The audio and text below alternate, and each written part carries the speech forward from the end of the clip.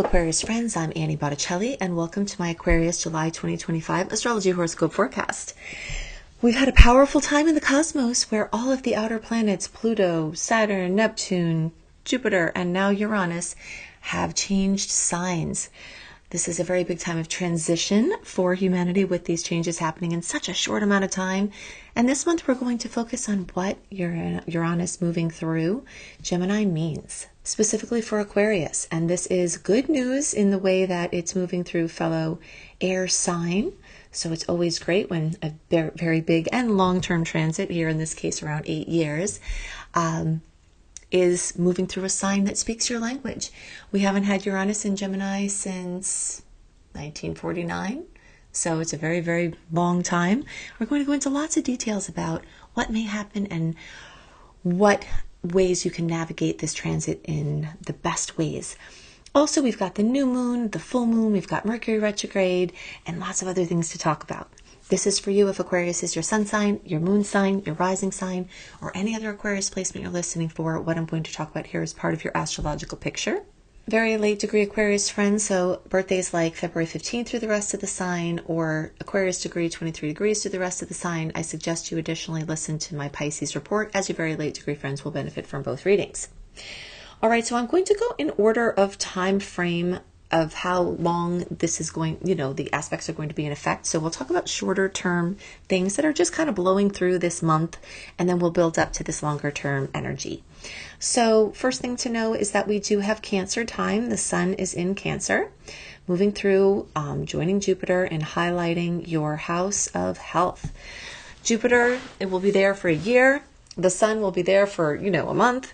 So you've got short-term and long-term enhancement of your wellness, your diet, your health, your pets, your daily work, your organizational systems or lack thereof. And you will have ample opportunity to expand and enrich all of these arenas of life. This is a perfect time to do investigation into any health-related symptom or issue. This is also a great time to start experimenting with some actions on whatever it is that you may find. It's also perfect for trying to get organized, apps or different systems to make your daily life more efficient so that you can work less, work smarter instead of working harder, basically. Venus is going to move through Gemini, and this, along with Uranus, is going to highlight this house of love and relationships and romance and your bucket lists. And, so you'll get some short-term enhancements here. I'll talk about the longer-term story of what Uranus may do here soon. But, just for this month, extra boosts. You may make money through some of your creative efforts. You may get funding for something for one of your kids. You may spend some money on having some quality time with those, your romantic interest or your family, or something that you've always wanted to do. So that is really exciting. And you will notice that all month. Mars is going to finish its movement through Virgo, where it was working your 7th house of relationships, and it will move into the sign of Libra, which rules the 7th house of relationships, but will be going through Aquarius 8th house. So that means you've got more of what the last month has brought. Focus on relationships, obsessive focus on digging in deep and analyzing your relationships and taking action on things. But the big thing to note here, and this is a very important thing to know, is that this month, July 17th, Mercury goes retrograde. The pre-transit shadow period started June 30th, and it goes direct on August 11th, and the post-shadow period goes to August 26th. So essentially all of July and August are covered in Mercury retrograde. So within your relationships and within your other decisions that you make, it's important to know that the astrological tides are now moving inward again, which means that making big decisions this month might not be as well indicated as just making flexible arrangements, trying some things on, feeling into some things, having some discussions, but not making any big decisions. And you will notice that between the Mercury retrograde, which is in your house of relationships, and Mars, which is moving through your house of deeper relationships, which is Scorpio house, that a lot of stuff's going to come up in your relationship space. You'll be reconsidering, questioning, going back to some things that worked, trying some things on, experimenting, reconsidering things that were in place and having discussions and communications, and, investigating different ways to get things done. If you're having trouble with someone, this is going to be a continuation of looking for solutions. If you're collaborating with someone, this may be a deepening of the work that you're doing with them. Mars moving through the 8th house can also make you focused on government money, taxes, getting loans. If you have been refused for a loan in the past, this Mercury retrograde can help you out, because if you re-look for a loan, like you reapply for a loan, like maybe they said you need this, this, and this, and then time's passed, the odds of you getting approved after you've done something once before are higher. And the same goes for things like, college admissions.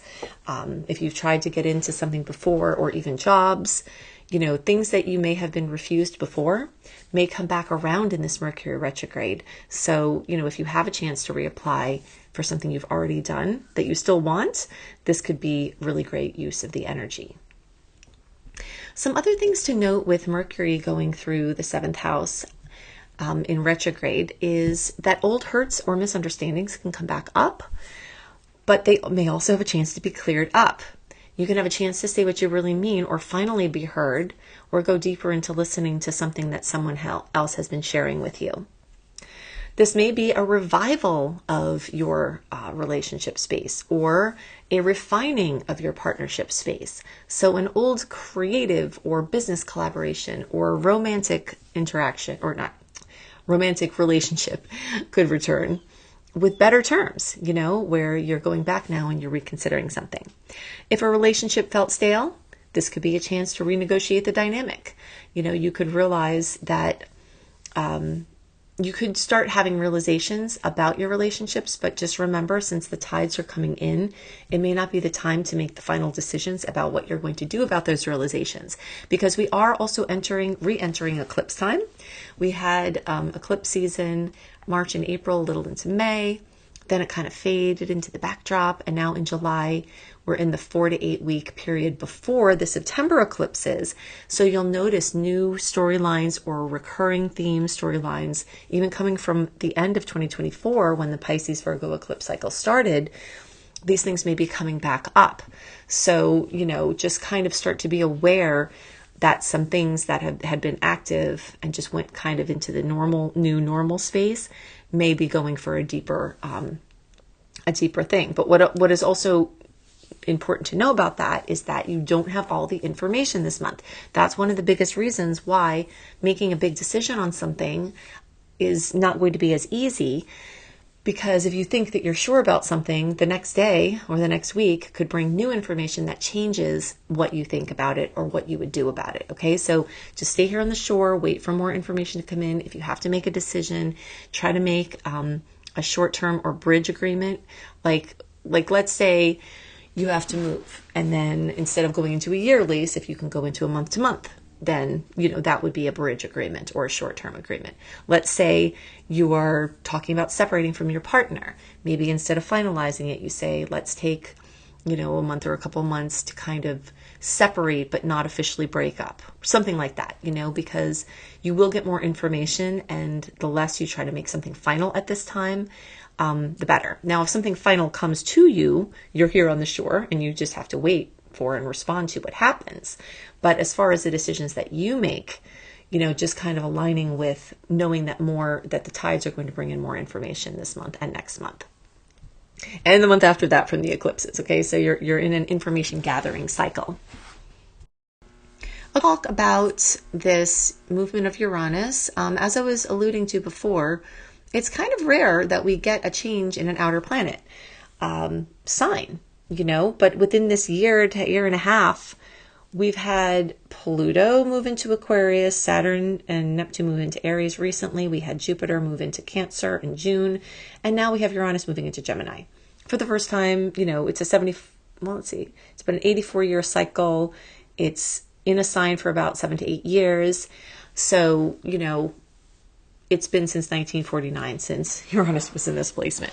So it is a really big deal. And the things that have been coming up in recent months with this impending change, and that may come up now, are going to be here for a while. This energy is going to be here for a while. So what are some of the things that we need to know? The first thing is that it is moving into a sign that is in harmony with your Aquarius placement. So that is a great positive since it's speaking your language. The next thing we need to know is basically look at the keywords of Uranus. Breakthroughs, unexpected energy. So this moving through your fifth house of creativity can bring in unexpected new talents or new style or new platforms for expressing yourself. You may have this energetic of experimentation. So I talked about experimentation for this month based on the short-term nature of the Mercury retrograde, because I always like to associate personal planet retrogrades with the word experimentation because it is good for trying things on without making a final decision. But a longer term story of experimentation, like experimenting with art or performance or writing or media, experimenting with how you do your romantic relationships, experimenting with, stuff that you're doing with your kids, your parenting. You may find that you're ditching traditional creative paths for something edgier or tech-based or, just innovative and different.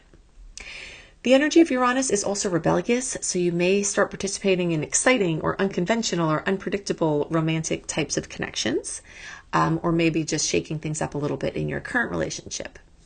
There may be disruptions to your old relationships for something freer to emerge. So redefining freedom. Freedom is a key word when it has to do with Uranus because that's just what it represents. So places where you have not been free, you may suddenly become free or be asking those types of questions. Energy of uniqueness is also present. So unique children projects, working with kids or something with your own kids, unique, projects with things having to do with helping your children or others' children. Like if you work with children, things involving genius or understanding and working with neurodivergence or nonconformity in some way. If you are in the process of creating a business or a brand or a body of work, you may find that over the next 8 years, you're looking to break the mold from what you've done, break the mold from what has been done. It's a very exciting, very innovative, energetic.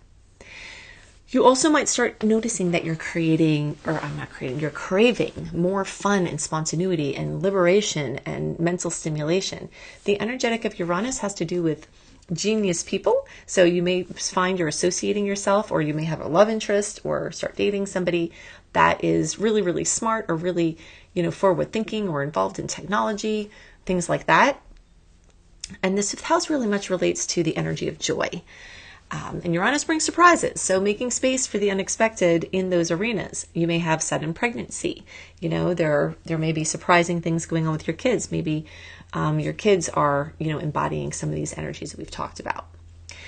Now, in general, having this trine like this is, saying that or showing that you're ready for a leap into your next version of your, of these arenas of your life and in how you express yourself. It's a time of aligning between your personal identity and your creative life. And if you felt stuck, then this time is your liberation series of moments where you can get these flashes of insight and confidence and the courage to be, to be more yourself and discovering what that may be. Now, all of those are very positive potentials. And of course, Uranus is a powerful outer planet. So I have to mention some of the other things that may come along with this energy. And the biggest thing is really instability. There may be a lot of jostling around, a lot of, unsureness about things, a lot of sporadicness about things. And so depending on how you handle things, now, of course, remembering that Uranus is your ruler, so maybe you will be better able to handle this type of energy wherever it goes because, this is kind of an energetic that's intrinsic to your way of being. But there could be this sporadicness in all of the things that are, that we're talking about.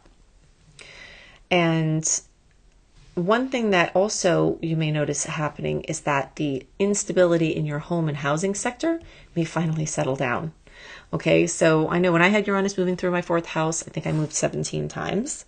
And most of those moves were really good. There were things I wanted, and it was just the way that life was at that time. But if you've been going through that, you may notice that you finally can buy a house or that you get settled into a housing arrangement that's a little bit more secure and solid than what you've experienced before.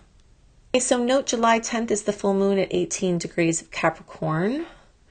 For you, that's going to be in your 12th house. So fullness, completion, fruition, drama in your inner mental space.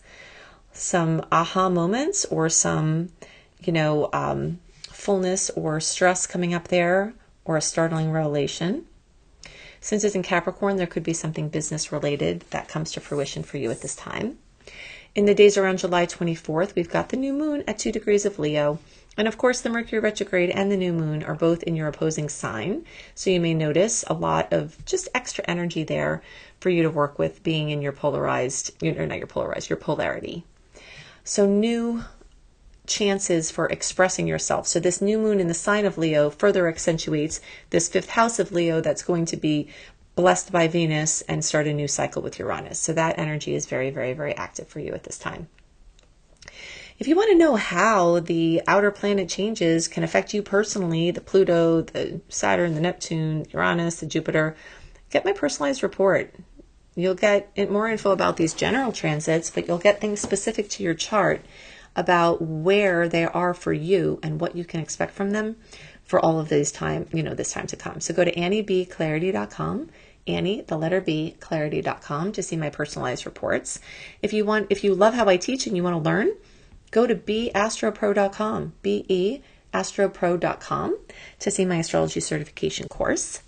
If you want, I've given you quite a few dates, but if you want more dates, get my monthly written star report with my sweet and salty dates. If you want to know all the sweet aspects of the month and the salty ones and what you can expect from them, go to anniehelpsyou.com, put your name and email address under the free VIP community tab, and then get my letter, which is the welcome letter, in your inbox.